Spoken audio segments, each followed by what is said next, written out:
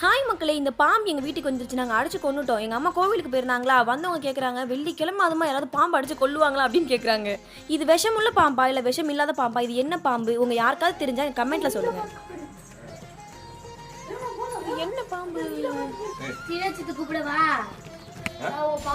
அடிக்க பாம்பு அடிக்க கூடாது. நம்ம நான் அடிக்க மாட்டேமா, நானே பயப்படுவேன். ஐயோ, எப்படி வந்துச்சு பாம்பு?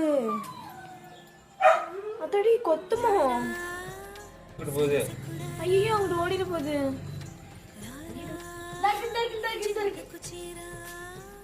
போகுது.